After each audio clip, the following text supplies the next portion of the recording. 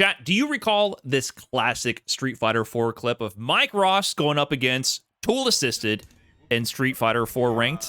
This is a tool-assisted player, so I'm not really playing a human, is that right? Not really playing a human is indeed right, Mike Ross. If you don't know about Tool Assisted is more machine than man. I believe the secret sauce to how Tool Assisted operated was it was a human controlling parts of it with built-in macros that controlled certain actions on screen, things that could be pressed to actually do actions in real time, but also automatic context-sensitive scripting.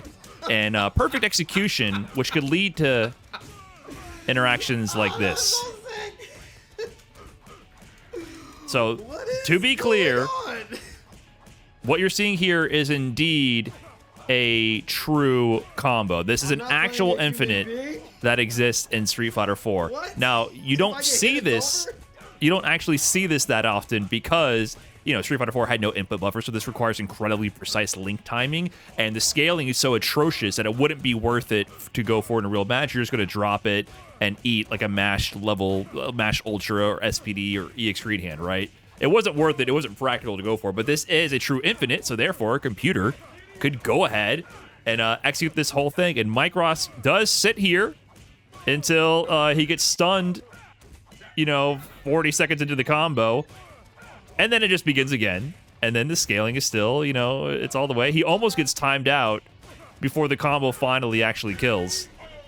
And that is the power of having a tool-assisted combo to actually perform perfect execution. And Mike Ross does eventually get a perfect, just kind of playing with the AI. But then here you see the other aspects of tool-assisted gaming, which is definitely not a human being.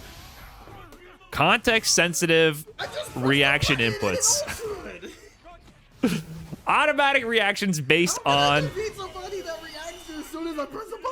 the action going on screen. So yes, this is Tool Assisted. He used to peruse the ranked streets of Street Fighter 4 and Street Fighter 5 with these dastardly combos and human machine reactions.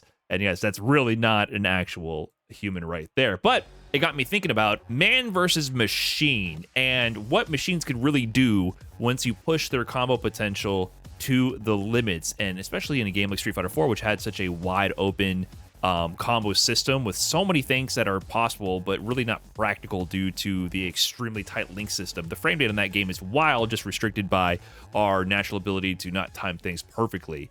But what if instead of humans we got biblically accurate combos? What if machines pushed the engine of Street Fighter 4 to its absolute limits to see what is actually possible in this game? And what if we ended up with combos that look something like this? Totally normal Street Fighter 4 here. Nothing unusual here at all. Nothing unusual here at all. Okay, to be fair, this is not exactly normal Street Fighter 4, but what you're looking at is a mod of Street Fighter 4 which allows Marvel-style chaining in place, along with combos that were derived from brute force scripting to identify possible combo routes. This means this was not a tool-assisted scripting combo where someone manually programmed each individual input. Instead, an algorithm ran to brute force test every combo possibility to then derive the best possible combos from that set of combo possibilities. So automating the combo discovery inside of Street Fighter 4. And so you can start to see the implications of this. What if we can brute force learn all of our combos? And this is from, of course, Dantarion here.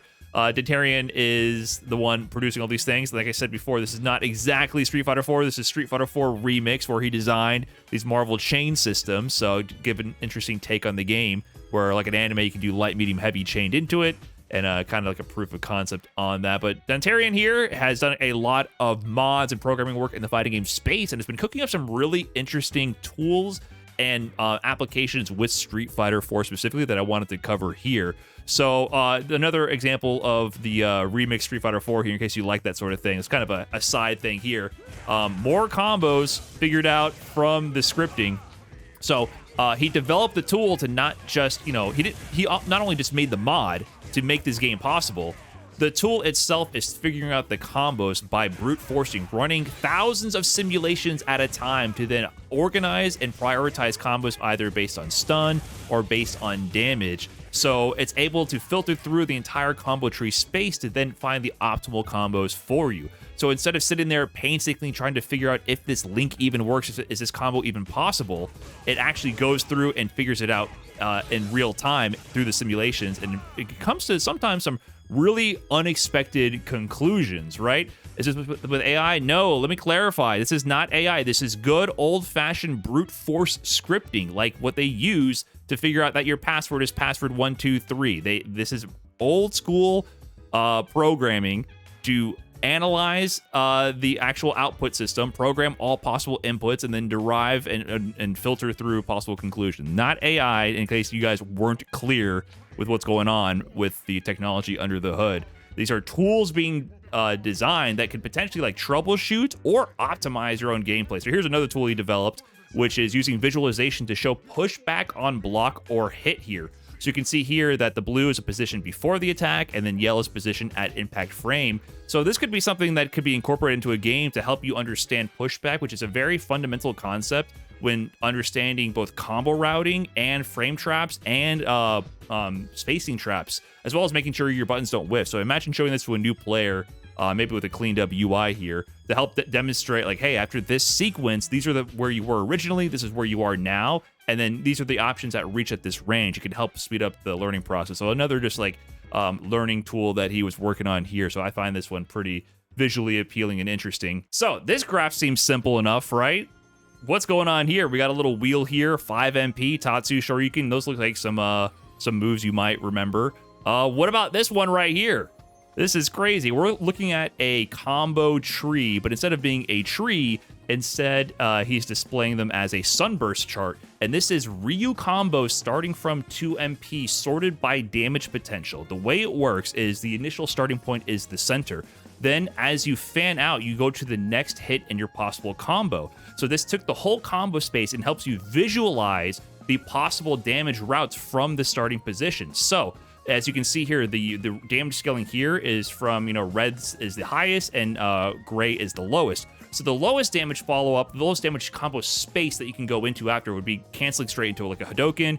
Then as you go further, you can see, okay, if you then link into a crouching medium kick 2MK, you have more possible combo options. And as you keep going, you can see the potential damage keeps increasing based on the combo options available from the next starter. So 2 MP crouching medium punch from Ryu, usually you'd go into like a 2 HP, a crouch heavy punch if you can. That's going to be one of the most common links out of that for optimal damage. And you can see here, once you go to the next move, it even then breaks it down further. What is your most damaging option after doing crouching medium punch, crouching heavy punch?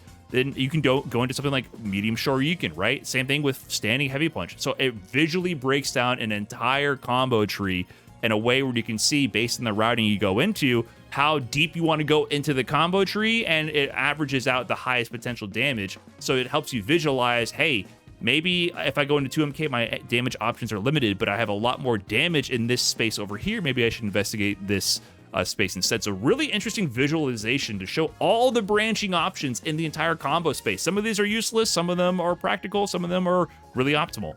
So that's a really cool visualization. On the other end of this, I saw this when Ingrid released from a Japanese Twitter user here, an Njack1111. Sorry, I don't really know your name, but they were talking about how they had difficulty understanding certain routing, and they put out these insane flowcharts, which I cannot understand, even with playing this character. Obviously, it being in Japanese doesn't help, but they mapped out so many routings using this flowchart tool for block strings and combo routing. And it just keeps going, man. Like, he has look at this shit. This is crazy. Imagine actually breaking down your character in a visual way like this. This is what's going on in your brain when you learn a character and start understanding all their sequencing. But to see it actually mapped out this way is very intense and very, very interesting. I can't even comprehend this. If I could speak Japanese, maybe it would make more sense to me. But it just shows some interesting data visualization. They mentioned this tool is Card Game Flow Generator. They linked it here as well, so if you want to check that out and do it in English or do it in your own language, it could be pretty interesting. But just, you can see the difference in like the different ways you can visualize these routings. This seems a little bit easier to digest at once, whereas this is a lot more explicit for certain sequences. But back to Dantarion, let's look at his script, right? Wrote a script to brute force find combos in Street Fighter 4 after running on Honda, looking for the best starters off 2LP Crouching Light Punch with full resources. Here's what it found after 20,000 combo attempts. Imagine running this on a modern game the day after a patch drops. So here's all the different combo possibilities that it ended up running through, and it's able to sort them by different metrics like damage and stun. And then here's what it cooked up after 20,000 brute force attempts at trying different combos until it could find some optimal options. So here's Honda. If you don't know about Honda in Street Fighter 4, these hands are all natural 5-hand inputs. You have to input punch 5 times in order to get the hands to come out, which is not easy to do in the cancel window, and these links are extremely tight. A lot of the MASH characters in Street Fighter 4, like Honda and Chun-Li, actually had insane combos, but they were so hard to do that you never saw people do these links. You'd have to land these crazy one-frame links on top of hitting the perfect MASH, landing on the proper strength. The 5th input would have to be either heavy or EX, specifically the strength you wanted. And to input that, people would do sliding techniques or crazy piano motions to input it during the cancel window fast enough. And if you got the wrong strength, the combo was ruined. If you didn't mash 5 inputs, the combo was ruined. Then in between the hands, you have to land the one-frame link. So even seeing this combo ever would be extremely rare. So seeing the script figure this out just shows you what's even possible in the first place. Because normally you don't even know. Back in the Street Fighter 4 days, you don't have tools that tell you in the game how plus or minus you are. There's no frame meter on there to tell you, hey, after the hands here, you're +4, which means your 4-frame jab can link, right? So this tool is crazy for specifically this kind of brute forcing to figure things out. Here's some more combo examples. Here's Chun-Li. So Dantarion says here, a really suboptimal automated Chun combos. The script is canceling moves as early as possible instead of as late as possible, resulting in some weird-looking leg XXFADC combos. So yeah, as he's gone showing his progress on this tool, you know, he's had to program like weird scenario handling because there's a lot of different ways you can control a character in Street Fighter. So it ends up sometimes giving unexpected results because you're not parameterizing around certain actions. So here's canceling as early as possible. So instead of letting the legs rock longer, because legs have multiple hits, right? These Chun-Li legs, he's immediately canceling out of them with a focus attack dash cancel here. And this combo just looks crazy. Normally there's multiple hits of the legs before you cancel forward, but look at this funky combo here, man. Really strange stuff here. You never see combos like that from humans. I didn't know this character could do that. These links, stand light kick, and he's linking out of it with Chun-Li. I've never seen that. Or is that stand medium kick? What button even is that? It's like a stand light kick. So really weird things. And it goes to show you how like open the frame data and combo engine of Street Fighter 4 is. It really is only limited by the fact that humans can't input things perfectly. The combo space is so wide. And so it really takes a machine to actually show you what's fully possible and to be creative with it. Because, like I said, normally a task is someone manually scripting combos with a vision in mind and specifically programming each individual input. But because the script is brute forcing this instead, you can get results that you wouldn't have thought of. Creative results, really creative, that the computer stumbled upon. So I find that very, very intriguing here. Here's another one. He's doing combos for Ibuki optimized for stun. And then he's also saying, you know, looking at holding charge during moves, which is a little bit challenging, like charge moves, for example. There's a lot of different variations in managing these inputs. So here's some Ibuki options. So say you played Ibuki. Hey, give me a combo starting from X, Y, or Z button and tell me, like, give me the most amount of stun possible. This can help filter that out for you and show you what's really, really possible without you having to go through the actual trouble of inputting everything. So I find that really, really cool how it's able to figure this out.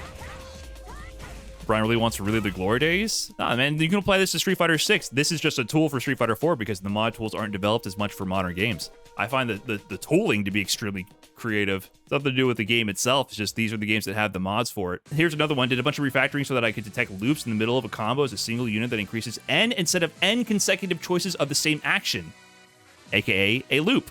Combos sometimes have loops. How does a script figure out how many loops you can do. Well, to test that out, what about a character like El Fuerte, a character known for the run, stop, fierce loops? So, as you can see here, if you don't know about El Fuerte, he has this pseudo-infinite combo where he can cancel his heavy punch into his run quarter circle special move, then stop the run suddenly and have enough frame advantage to then link another stand heavy punch and then cancel that into the run and vice, ad infinitum for the most part, right?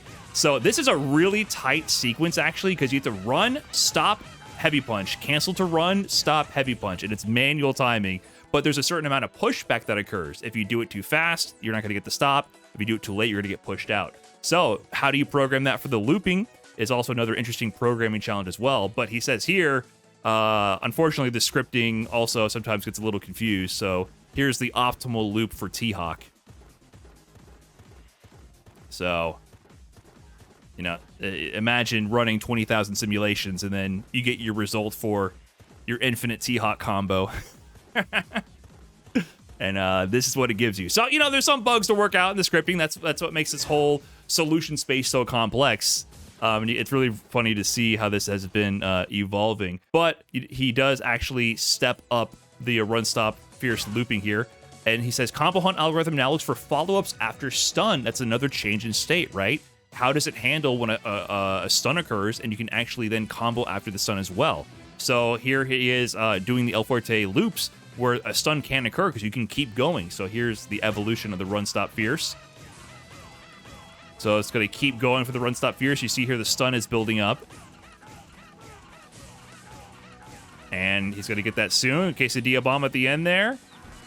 And the script now knows it's figured out how to do level 3 focus after the stun as well, which is usually an optimal high scaling starter after a stun.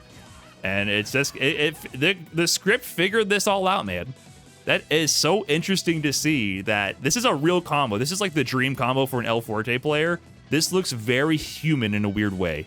And the script eventually stumbled upon this conclusion as well. So I find that very, very interesting that it's learning more and more. And some of these solutions seem like relevant, and I'm still curious if you keep trying this with more characters, if you end up seeing things that don't even make sense that no human has attempted yet. Here, Dantarion explains, full roster runs faster if I minimize the windows, but being able to debug when a client gets stuck is nice. With some of the work, these processes could run on remote machines, and I could go faster. So here he is running simulations across the cast. Imagine a new game comes out and you have a tool that you go, Jarvis, give me every optimal conversion for every character in the game immediately and book my ticket to Evo.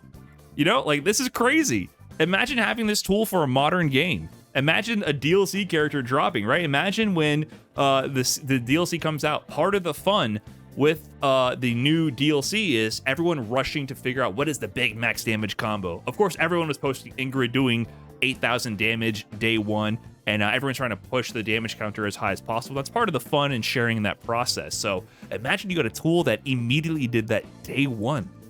And I think about it and I'm like, that is really cool, and I find this very intriguing. But part of the fun of fighting games, I think, is going through the motions to figure out, is a combo even possible? I've made a lot of content about investigating combo routes, optimizing the impossible combo here. I didn't even know if the combo I was attempting here was even going to be theoretically possible or not, on top of it having difficult execution as well. So there's a bit of fun in that challenge, not just in the execution, but in the discovery as well. And it makes me wonder, would we enjoy that? Of course, Broski has made a whole content series about the combo doctor, right? Imagine if in Street Fighter 6 you could load up a replay at a save state, run this script, and it can analyze based on the spacing, the meter, the damage potential, everything in your save state. It immediately runs every simulation possible to determine the optimal outcome based on whatever parameters you give it. That would be fucking amazing. But at the same time, it would remove that human element. Like, people enjoy seeing this process of discovery and from players going through it. And I think you'd have to do that anyways to actually properly learn the character. I think even if a tool spit out the optimal combo routes, you would have to go through the process of playing the game to be able to adapt on the fly based on the situation presented. Taking that as a shortcut, maybe as a reference, would be okay, but using it exclusively means you would have a whole wide tree of problem spaces in a real match where you would fall short and not be able to convert on the fly. But it's a really interesting thing to ponder, and I find this tool very cool. And I do hope that Dantarion keeps producing this. I would love to see more impossible combos cooked up for Street Fighter 4. I find it very, very. It just really tickles me in a way to see like a script figure out Street Fighter combos. That is very fun to me. I think optimizing scripting and these kind of algorithms is very interesting. So shoutouts to Dantarion, and he's doing all this because my man is unemployed. Still looking for work? I could be making debug tools and features for insert your company's game here that helps speed up development and make QA in games easier. So I'm talking about on the fighting game player end of it. For the developers themselves, this is invaluable tools, because imagine you can have a script that figures out if you accidentally put an infinite into the game. So get my boy hired, man. He can help speed up your development process, help troubleshoot. Like, you're on a spreadsheet, you change one parameter in the frame data and you might have broke the game. Imagine if a script can help save you from putting out balance patches that break your game. So hopefully my man can spin all this work he's doing into an actual job, because this is really cool stuff that could be valuable for fighting game developers for sure. And that's all I got for this video. I just thought this was a really interesting project and development from Dantarion. So shout outs to him, and hopefully you enjoyed this demonstration as well. I find this stuff very intriguing. Fighting games are cool. All right, that's all I got. Peace out, everybody. Thanks for watching.